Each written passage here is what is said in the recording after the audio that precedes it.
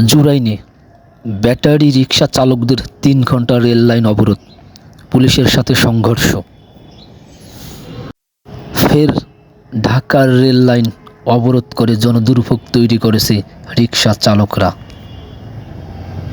এই সময় তাদের পুলিশের সাথে ধাওয়া পাল্টা ধাওয়ার মতো একটা সংঘর্ষ চলে।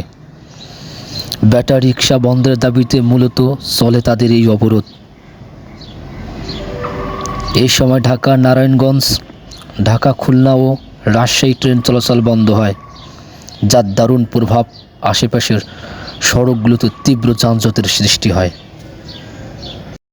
আমরা দেখতে পাচ্ছি জুরাইন রেল গেটের পাশেই একটি বাসা, অভিযান চালানো হচ্ছে। এখানে কেন শ্যামপুর থানার ভারপ্রাপ্ত কর্মকর্তা ওসি মোহাম্মদ শফিকুল ইসলাম বলেন, পরিস্থিতি নিয়ন্ত্রণে আনতে পুলিশ কাঁদানো গ্যাসের সেল ছুড়েছে এবং লাঠিপেটা করতে বাধ্য হয়েছে, যার দারুণ প্রভাবে বেলা ১:৩০টার পর পরিস্থিতি কিছুটা স্বাভাবিক হয়ে গেছে।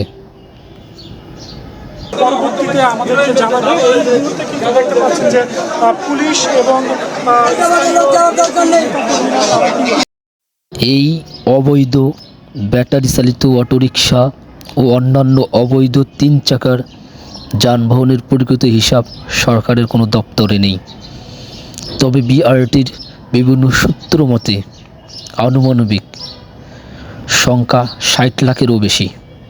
এর মধ্যে শুধু ঢাকা শহরে ১০ থেকে ১৫ লাখ এই যানবাহন চলাচল করে এবং বাদবাকিগুলো দেশের অন্যান্য জেলা চলাফেরা করে।